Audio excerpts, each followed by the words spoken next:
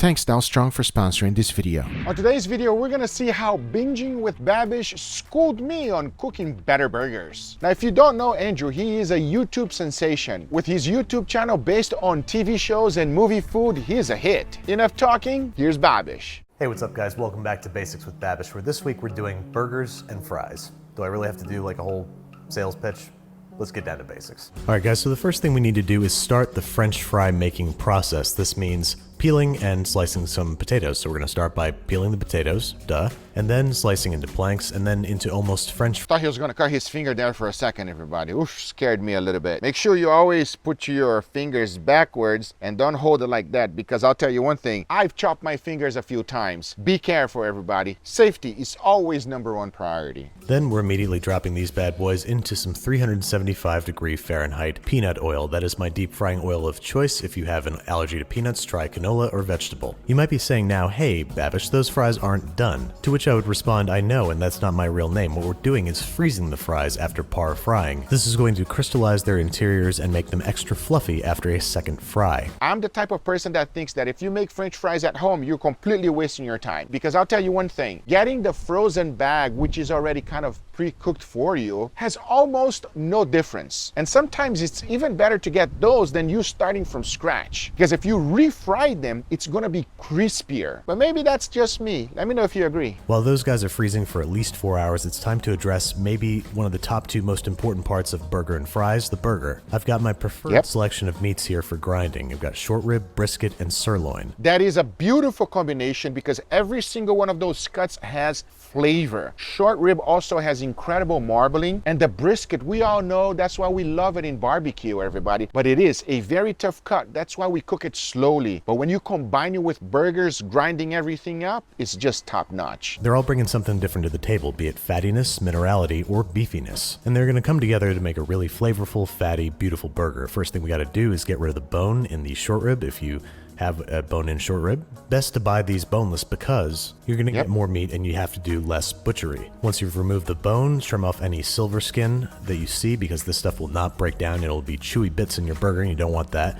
And then start cutting it into 1-inch strips that we're gonna then cut crosswise into about 1 to 2-inch chunks, which will be perfect for our meat grinder. That is a great tip right there, because before I used to make just long strips to go ahead and grind my meat and it would get stuck. The 1-inch to 2-inch cube is perfect for the grinder. On the brisket, this is nothing but fat. We can hang on to all this. As long as your knife cuts relatively easily through it. Wait, did he say that's nothing but fat? There's not a lot of fat there. Now there is some silver skin hiding in the middle of our sirloin. So we're going to pull it apart at the seam to reveal the dastardly little devil hiding inside. You definitely want to remove as much silver skin as you possibly can, because what will happen is that is going to get stuck on your grinder, everybody, and it's a nightmare. Remove the silver skin. It's time to place all this on a parchment-lined baking sheet and freeze for 15 to 20 minutes to firm up the meat for the meat grinder. You definitely want to put it in the freezer, because if you don't, your meat will start smearing when you're grinding it. It's not going to give the same texture, and a lot of times it just becomes a paste. But I also noticed that on his tray, there was not a lot of fat, everybody. And whenever you make burgers, you gotta have more fat, man. More fat, more flavor. During which time we can get our burger accoutrement ready. What did he say?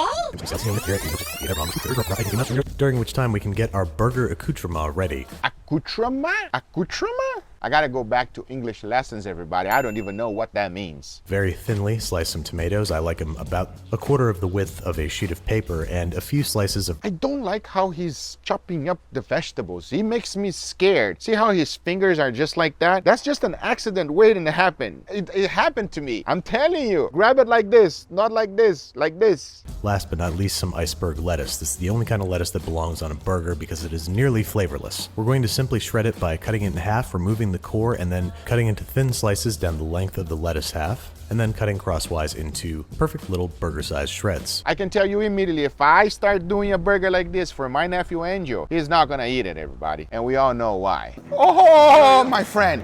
Oh, my friend. Oh, you are eating vegetables. Yes, you are!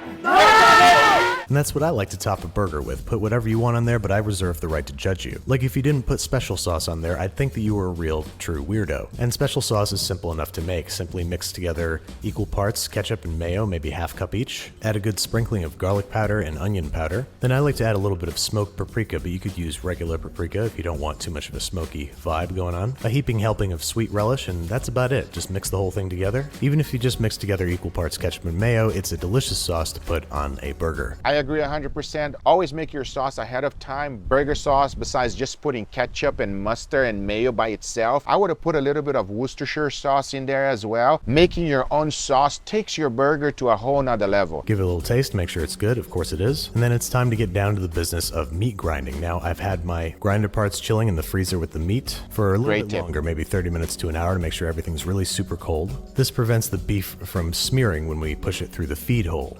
That's what it is called. You can see that our beef is all firmed up after about 20 minutes in the freezer, and avoiding the spinning wheel of death on the bottom of our stand mixer, we're going to start feeding the beef into the grinder. Oh man, the KitchenAid. I started using the KitchenAid when I started grinding my own meat, everybody. But I'll tell you one thing, it is not powerful enough. Nowadays, they have a very inexpensive machines where you can get it in Amazon. You can also, if you're trying to save space and not buy an extra machine, just use a food processor. And if you really want to get inexpensive with it, just use a cleaver and cut everything down, everybody. A cleaver will actually do a much better job than the KitchenAid. But before moving forward, I want to thank today's sponsor, Dowstrong. Throughout my YouTube career, I have sliced through thousands of steaks. All that slicing requires a super sharp and reliable knife. That's why I always turn to Dowstrong Shogun Series knives.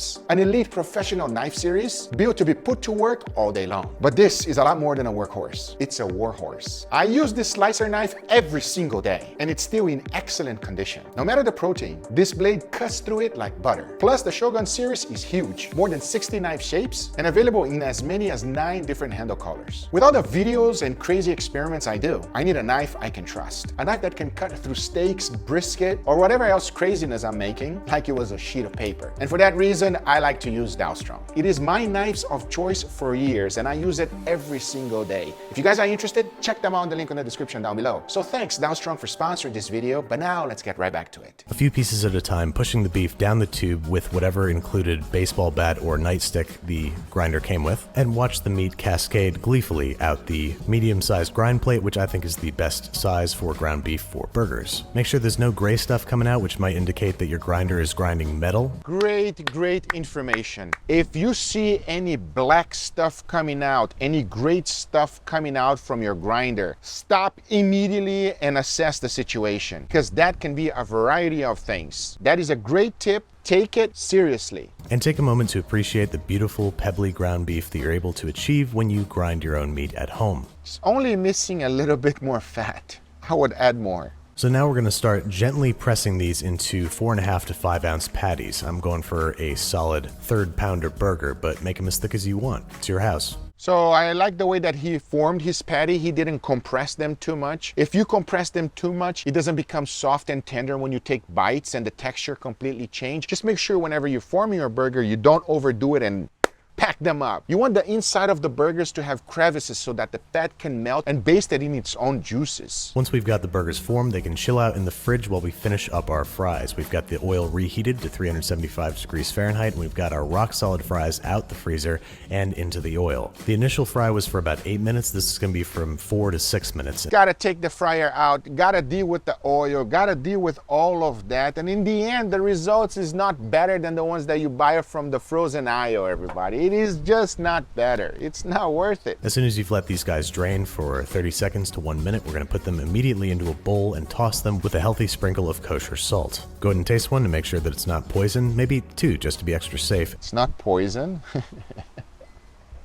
Let's move over back to the patties, whom are receiving a generous sprinkling of kosher salt and freshly ground pepper. Do not ever salt your burgers before you form the patties. Please don't ever let me catch you doing this. Now, one of the most important things you guys know that I love to do and that you should do for every burger that you ever make is toast your buns in some butter, please. Yep, 100%. I'm sorry I'm being so emphatic right now, but these things are important. Get a nice golden toast going on in there, add some vegetable oil to your cast iron skillet, and get that guy ripping hot. So he just add the oil and nothing else. So what I like to do whenever I cook anything on my cast iron skillet, not only do I put the oil, but I also move the oil around and let it get it super hot. Always preheat your cast iron very well. Let this sit over medium-high heat for a solid 3 to 4 minutes until a beautiful crust has formed on one side and you can see a little bit of cooked brownness creeping up the side of the patty. I would have used a little bit more oil in order to fry up and get a nice even brownness. Some American cheese. Hate on American cheese all you like, it is the best cheese for burgers.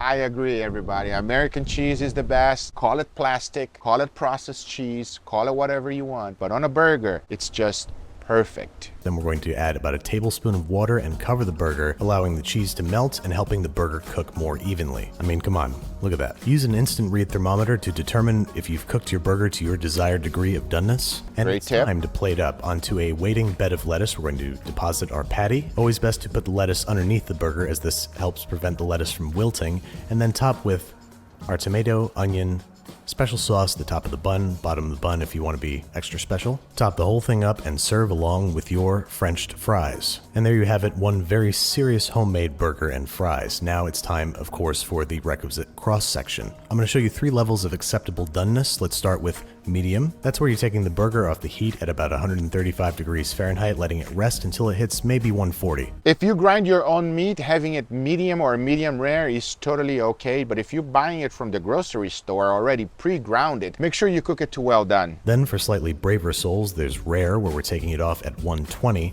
By the way, a rare burger is just not good for me. It doesn't taste well. The texture is just mushy. I much rather medium rare or medium. And then the sweet spot, medium rare, 125 Nice. to 130 degrees. Tender, juicy, delicious. If you're freaking out about beef cooked below USDA recommended doneness temperatures, you have much less to worry about if you're grinding your own beef at home. So give it a shot. Whatever minor risks there are outweighed by the importance of enjoying a really delicious burger. Those are fantastic tips. I think that he should not make the fries at home. I also think that if you put all those vegetables, my nephew Andrew is not gonna eat it. And besides that, the most important thing here that I would have done differently is the amount of fat. You need fat on a burger. You're not gonna eat a burger every single day, and if you do, you're kind of nuts. Whenever you're gonna eat it, make sure it's extremely juicy, and the best way to make a juicy burger is to have more fat. Let me know in the comments down below if you want to see me and Andrew collaborate together. Brother, let's make it happen. I hope you guys enjoyed this video. If you did, hit that thumbs up. If you're not a subscriber, be sure to subscribe, and we'll see you guys on the next one. Take care, everybody. Bye-bye.